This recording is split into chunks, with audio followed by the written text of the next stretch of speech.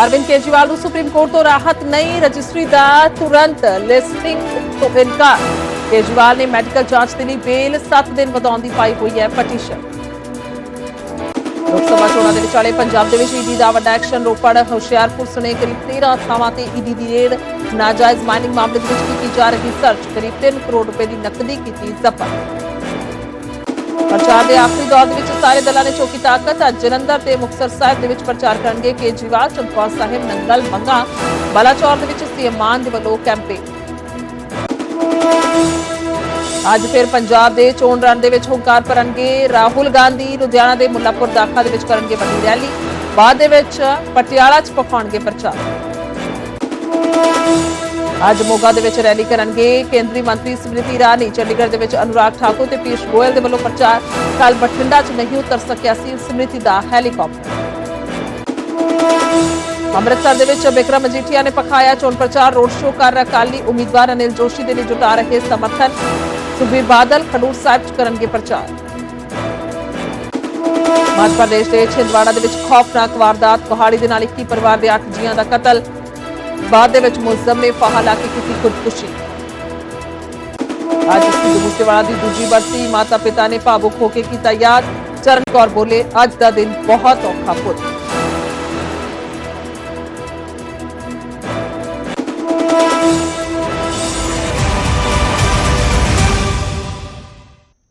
सत श्री अकाल। 11 बजे के बुलेटिन च स्वागत है। मैं तुहाडे नाल गुरजोत संधू। शुरुआत करते हैं बड़ी खबर तो। दिल्ली के सीएम अरविंद केजरीवाल नूं सुप्रीम कोर्ट तो राहत नहीं मिली है। अंतरिम जमानत 1 हफ्ता ਵਧਾਉਣ वाली पटीशन खारिज कर दी गई है।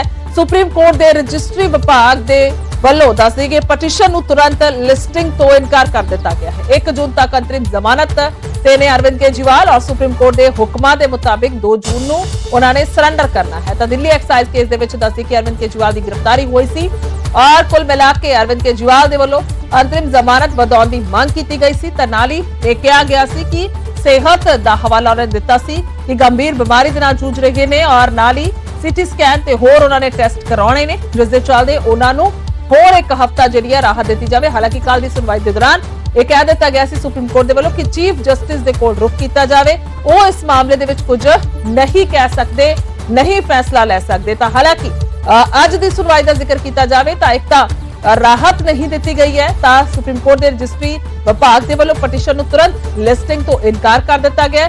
नाल ही जिहड़े हेठली अदालत दे विच बदल ने वो खुले ने, यह जरूर कहा गया यानी कि रेगुलर बेल के लिए अरविंद केजरीवाल जिहड़ा है वो रुख कर सकते।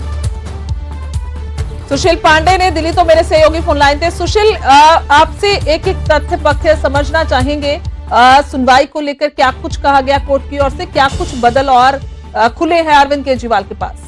जी देखिए, फिलहाल अरविंद केजरीवाल की तरफ से मेडिकल ग्राउंड पर 7 दिन की अंतरिम जमानत की अवधि और बढ़ाने की मांग की गई थी सुप्रीम कोर्ट से। कल सुप्रीम कोर्ट ने उनकी इस याचिका पर सुनवाई करने से मना कर दिया। सुप्रीम कोर्ट ने कहा कि अगर आपको अपनी याचिका पर सुनवाई करना है तो आप चीफ जस्टिस के समक्ष इस पूरे मामले को रखें, वही डिसाइड करेंगे कि आपकी याचिका पर सुनवाई की जाए या ना की जाए।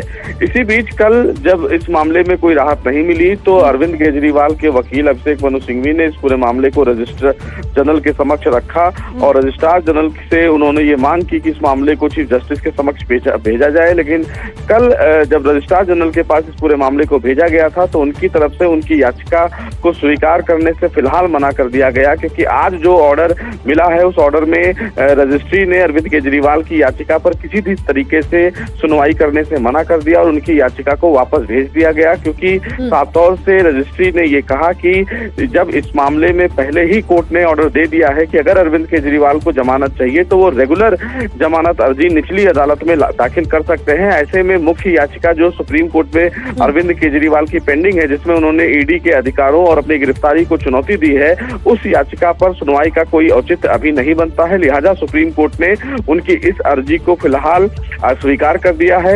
यानी कि अरविंद केजरीवाल को फिलहाल सुप्रीम कोर्ट से कोई भी राहत अभी तक नहीं मिली है और अगर ऐसे में उनको राहत नहीं मिलती है तो उन्हें 2 जून को तिहाड़ जेल में सरेंडर करना होगा। अब अरविंद केजरीवाल के पास जो फिलहाल रास्ता है वो यही है कि वो रजिस्ट्री के इस ऑर्डर को सुप्रीम कोर्ट में चैलेंज करें और इस पूरे मामले में सुनवाई की मांग करें। अब ऐसे में ये भी देखना होगा कि वो रजिस्ट्री के इस ऑर्डर को सुप्रीम कोर्ट में चैलेंज करते हैं या नहीं। दूसरा कि अगर वो इस पूरे मामले को सुप्रीम कोर्ट में चुनौती देते हैं तो क्या सुप्रीम कोर्ट तय समय के अंदर उनकी याचिका पर सुनवाई करता है या फिर नहीं। जी ठीक है, बहुत बहुत शुक्रिया सुशील, तमाम जानकारी के लिए धन्यवाद। तकुल मिला के कोई राहत फिलहाल मिली नहीं है अरविंद केजरीवाल ਨੂੰ, ਇਸ ਲਿਹਾਜ਼ ਦੇ ਨਾਲ ਹੁਣ ਤੱਕ ਦੀ ਗੱਲ ਕੀਤੀ ਜਾਵੇ ਤਾਂ 2 ਜੂਨ ਨੂੰ ਸਰੈਂਡਰ ਕਰਨਾ ਹੋਏਗਾ अरविंद केजरीवाल को। पुराना है, लेकिन उससे भी पुराना नाता संजय टंडन जी और मेरा व्यक्तिगत है। बचपन से स्कूल के दिनों से हम दोनों ने बहुत सारी छुट्टियां एक साथ मनाई हैं, कई सारे अच्छे बुरे प्रसंग अनुभव साथ में किए हैं। मुझे अभी भी याद है जब 1984 में गोल्डन टेम्पल पर हमला हुआ था और अकाल तख्त को भी उस समय की कांग्रेस की सरकार और आज के वर्तमान के कांग्रेस के नेता की दादी ने हरमंदिर साहब को भी, अकाल तख्त को भी नहीं बख्शा। उस समय भी मैं चंडीगढ़ में ही आया हुआ था और यहाँ पे कई दिनों तक फिर रुका रहा। चंडीगढ़ एक ऐसा शहर है जो देश के लिए भी, विश्व के लिए भी एक मिसाल के रूप में प्लान्ड सिटी, और मैं समझता हूं कि बहुत सौभाग्यशाली है जो भाई बहन चंडीगढ़ में रहते हैं। व्यवस्थित, बहुत ही बढ़िया, वर्षों से यहाँ पे विकास भी हुआ और आगे चल के प्रधानमंत्री नरेंद्र मोदी जी के नेतृत्व में चंडीगढ़ के लिए बहुत सारे नए प्लान्स और योजनाएं भी संजय टंडन जी के नेतृत्व में लेकर हम काम करने वाले हैं। वैसे तो 6 चरण हो चुके हैं चुनाव के। प्रधानमंत्री नरेंद्र मोदी जी की सरकार निश्चित है 400 से अधिक सीटें एनडीए की झोली में 100% आने वाली है। आशीर्वाद, जो समर्थन माननीय प्रधानमंत्री नरेंद्र मोदी जी के लिए, उनके 10 वर्ष के बेदाग केंद्र सरकार में प्रधानमंत्री के कार्यकाल या 50 वर्ष का बेदाग ईमानदार देश सेवा का जीवन, कण कण क्षण क्षण जनता की सेवा में, देश की सेवा में, देशभक्ति से ओतप्रोत आज पूरे देश में और वैसे तो पूरी दुनिया में आज उनकी लोकप्रियता चरम सीमा पर है। मैं स्वयं मुंबई में चुनाव लड़कर आया हूं। मुंबई की 6 सीटें भारतीय जनता पार्टी और हमारी मित्र पक्ष शिवसेना, हमारी महायुति को मिलेंगी। दक्षिण में हम सबसे बड़ी पार्टी बनकर उभरना लगभग निश्चित है। नए नए प्रदेश जहां हमारी संख्या कम रहती थी, अब बड़ी संख्या में प्रधानमंत्री मोदी जी के समर्थन में उतरे हैं।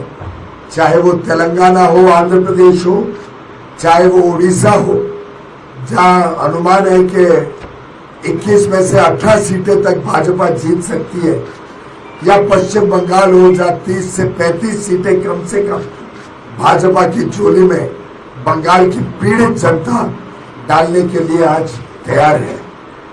चाहे वो पंजाब हो जहां वर्षों के बाद अब भारतीय जनता पार्टी अपने बलबूते पे, अपने स्वयं की ताकत पर जनता के बीच उतरी है, जनता का आशीर्वाद लेने मोदी जी के काम के आधार पर, और आगे के अमृत काल में देश को एक विकसित भारत, एक समृद्ध भारत बनाने के दूरदर्शी विजनरी संकल्प के साथ जो मोदी जी ने रोड मैप बनाया है आगे देश का, उसके साथ जुड़ने के लिए आज पूरा देश आतुर है। मित्रों, 10 वर्ष में जिस प्रकार से गरीबों का कल्याण, नारी शक्ति का सम्मान, युवा युवतियों के लिए अपार अवसर और किसानों के लिए बेहतर जीवन देने का काम माननीय प्रधानमंत्री नरेंद्र मोदी जी के नेतृत्व में किया गया है। आज चाहे वो युवा युवती हो जिनका उत्साह और उमंग बड़े लक्ष्य की तरफ जाता है, आज छोटी मोटी चीजों से संतुष्टि नहीं होती है। आज हर एक व्यक्ति को सरकारी नौकरी के पीछे नहीं भागना है। कहाँ देश में 400 साढ़े 400 स्टार्टअप हुआ करते थे 7-8 साल पहले, आज देश में 1,31,000 स्टार्टअप्स, उसमें बड़ी संख्या में महिला और हमारी बहनों ने शुरू किए हुए स्टार्टअप्स आज देश में युवा युवतियों को जॉब क्रिएटर्स बना रहे हैं, जॉब सीकर्स के निस्बत।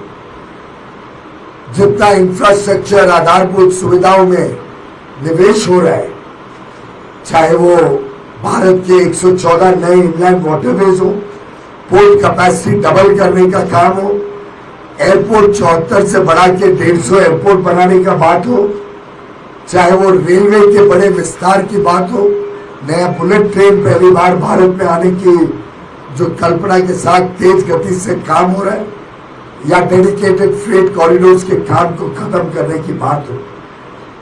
मेट्रो आज भारत के कोने कोने में जा रही है, यहाँ तक कि अब तो कई शहरों में न्यूयॉर्क से ज्यादा मेट्रो अब भारत में आने वाली है। हर प्रकार से बड़े बड़े एक्सप्रेसवेज, हाईवेज, फ्रीवेज देश भर में बनाए जा रहे हैं। जो रोजमर्रा की समस्याओं से जीवन बिताते थे, तकलीफ में रहते थे, बिजली, सड़क, पानी, रोटी, कपड़ा, मकान, स्वास्थ्य, शिक्षा, आज के परिप्रेक्ष्य में डिजिटल कनेक्टिविटी, इन सब चीजों पे जो बेमिसाल काम और बड़े बड़े लक्ष्य लेके प्रधानमंत्री मोदी जी के नेतृत्व में देश अग्रसर है, उसने आज देश के जनता का दिल जीता और देश की जनता को आज बड़े लक्ष्य के साथ भारत को 5वीं से बढ़कर 3री विश्व की सबसे बड़ी अर्थव्यवस्था बनाने के लिए एक गति दी है। अगले 3-3.5 साल में हम विश्व की 3री सबसे बड़ी अर्थव्यवस्था बन जाए। कहा एक फ्रेजाइल 5 2014 में इकोनॉमी, एक ऐसी अर्थव्यवस्था जो दुनिया की 5 सबसे कमजोर अर्थव्यवस्था में से एक गिनी जाती थी, मोदी जी को विरासत में मिली। तब 11वीं अर्थव्यवस्था थी विश्व की। मात्र 10 वर्ष में एक फ्रेजाइल 5 इकोनॉमी, टॉप 5 इकोनॉमी बनकर आज एक ऐसी अर्थव्यवस्था जो पूरे विश्व की अर्थव्यवस्था को टीका दे रही है, बल दे रही है, आगे बढ़ा रही है। सबसे अधिक फॉरेन एक्सचेंज रिजर्व्स जो भारत ने कभी नहीं देखे, $650 बिलियन, यानी 50 लाख करोड़ के विदेशी मुद्रा का खजाना आज भारत के पास है। 2014 का 4% का विकास दर आज लगभग 8% हो गया। जिस प्रकार से कांग्रेस की सरकार में डबल डिजिट इन्फ्लेशन हुआ करता था, मोदी जी की सरकार के 10 साल का औसतम महंगाई 5-5.25% रही। ब्याज के दर कम होने से देश में उद्योग, व्यापार, पहली बार घर खरीदने वाले होम ओनर्स और रिटेल अपने जीवन को और अच्छा बनाने के लिए सामान खरीदने वाले सभी को कम दरों पर आज बैंक का लोन मिल जाता।